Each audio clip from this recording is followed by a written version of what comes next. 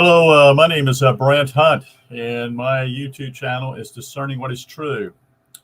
I am going to continue the book tonight that I've been doing yesterday, and a couple other days I've been sharing the book by Phil Langdon called Revelations of the Holy Spirit, which is decoded by Phil Langdon. We're in chapter 20, and that is Revelations 20, lining up with what we call 20 being 2:0 and 2:0 also for the chapter in Revelations. The card that is right, the tarot card is to deal with what we call judgment. We'll be dealing with this one here. So this is entitled 1,000 Years. And thank you for being here. Judgment is the 20th major arcana tarot cards, signifying the last judgment and the final return to the true self, that is God in heaven. This card signifies a rising to a new level and to a new way of doing or seeing things, like the Death card, referring to an inner state transformation more than an outer one, you see. The need to refine one's outlook or direction and behavior is the advice of the card. The 20th Hebrew letter is R, which is Resh, which means 100 and means head. This is one of the most important letters because it refers to the location of ascension in the head and is often used in words connoting connotation, that is, of ascension and divinity. The Egyptian god Ra is a divine Egyptian sound associated with the expansion of ascension. For Hebrews, the word is Yahweh, referring to the ejaculation of the spirit into the abyss, as if spirit is sperm ejaculated from the body as a phallus.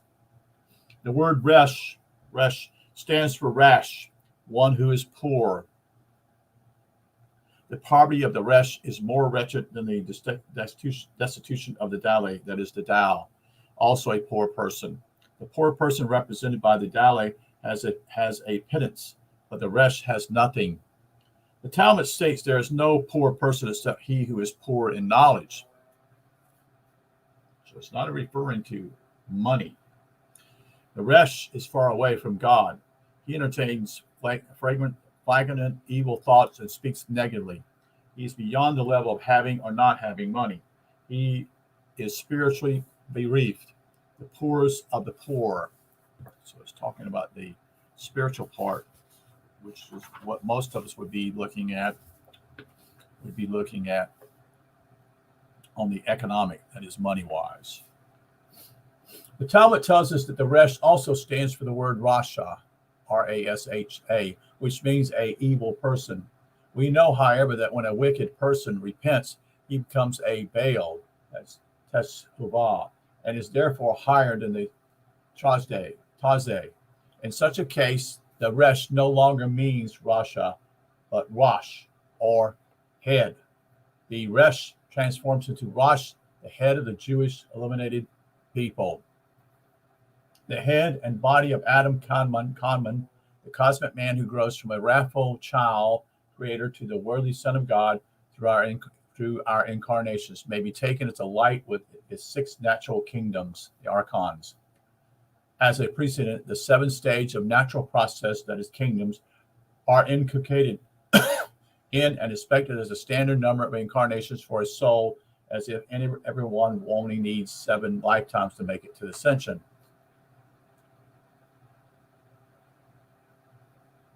And he has a picture here also, which is similar to something he's already shared. This idealization is employed by John in Revelations as a means of expressing the nature of how soul becomes spirit, which includes a sojourn between the 6th and final 7th incarnation.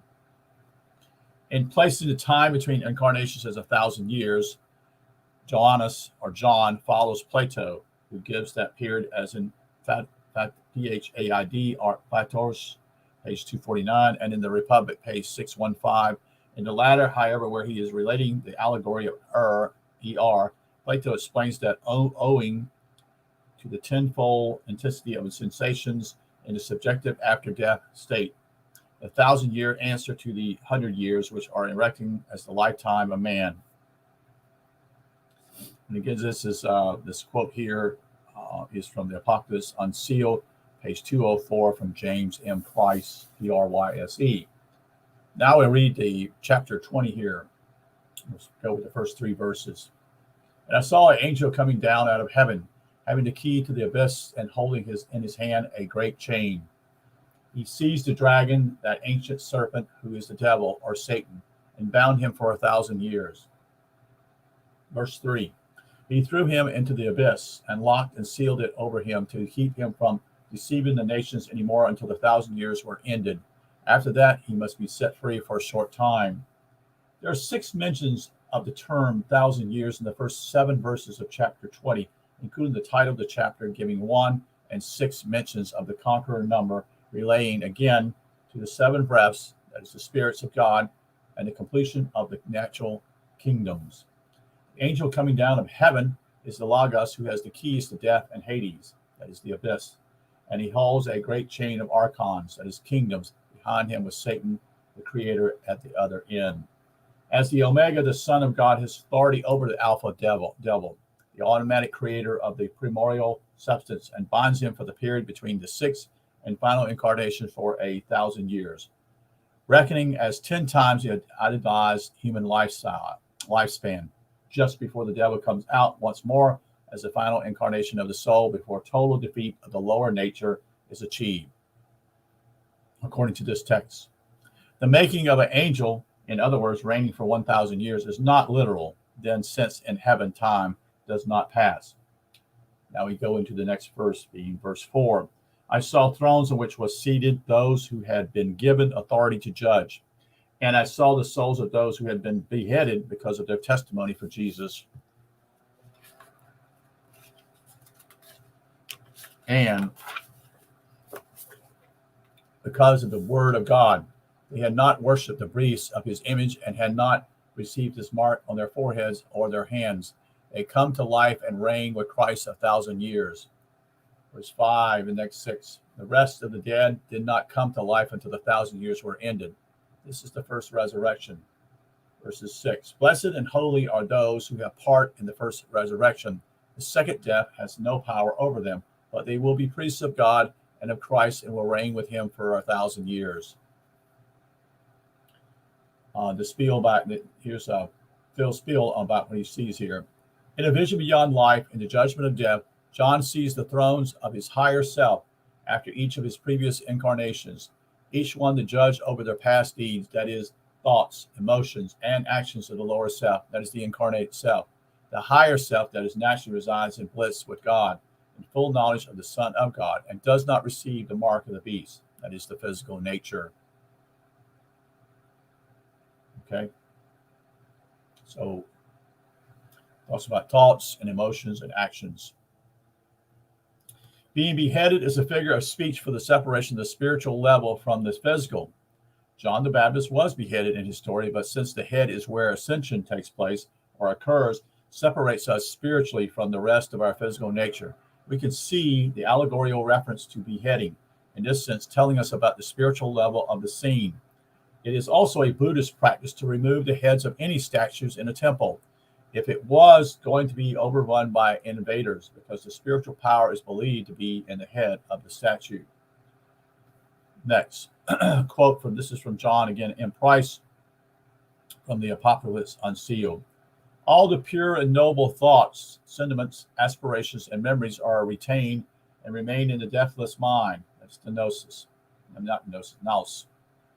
Throughout the season of subjective peace and bliss with the soul and experiences, but all the worthless and evil elements are rejected and left to remain dormant in the lower psyche realm, dying the second death and coming to life only when the soul again descends into the sphere of generation. Thus, the man's own past is his personal Satan and devil, the ancient serpent trailing through the ages and accusing him day and night before his enter God, who is his righteous judge. Verses 7 through 10. When the 1,000 years are over, Satan will be released from the prison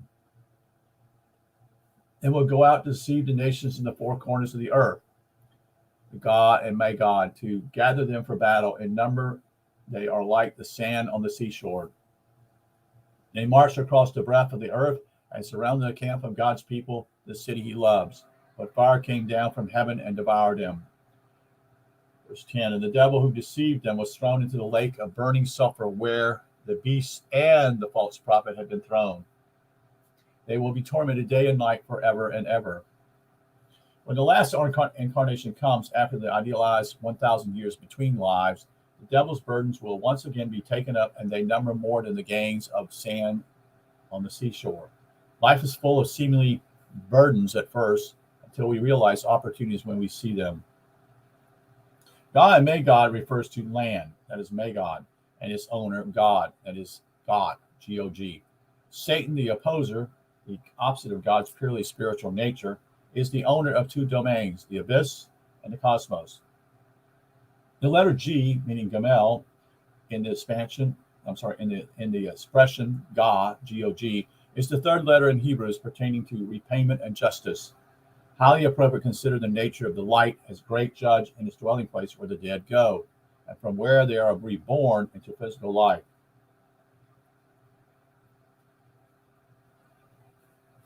So he gives you an illustration of what we call down here, calling the abyss and cosmos as Magog. And so I talked with him about that word abyss. And basically, abyss simply is, it's just all what he called black space. And you're the only one there. And I remember he telling me simply is that when he got there, that his Phil, he explained simply is, I don't want to stay here forever. You see, he didn't want to be there by himself.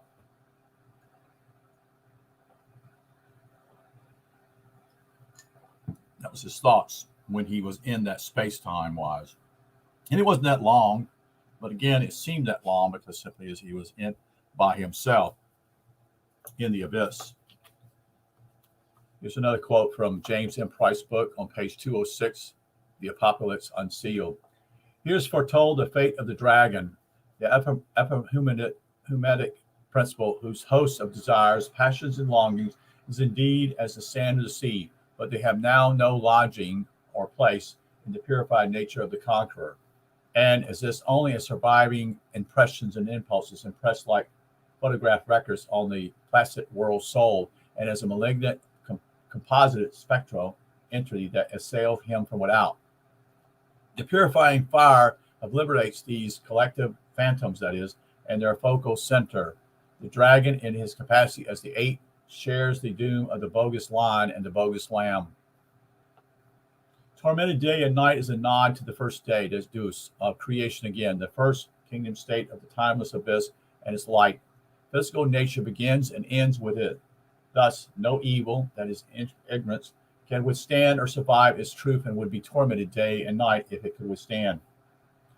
Now, the continue of the Revelations chapter 20, starting with verse 11. Then I saw a great white throne, and him who was sealed on it. Earth and sky fled from his presence, and there was no place for them. Verse 12. And I saw the dead, great and small, standing before the throne, and books were opened. Another book was opened, which is the book of life. The dead were judged according to what they had done, as recorded in the books. Verse 13. The sea gave up the dead that were in it, and death and Hades gave up the dead that were in them, and each person was judged according to what he had done. Verse 14. Then death and Hades were thrown into the lake of fire. That is, the lake of fire is the second death. If anyone's name was not found written in the book of life, he was thrown into the lake of fire. Earth and sky fled from his presence. That is, this is Phil's take on this. Earth and sky fled from his presence, as every mountain and island was removed from his place. It's how we come to the great white throne of the Lamb. Earth meaning all that is physical, that is sky, pertaining to the sky of the head from which we ascend.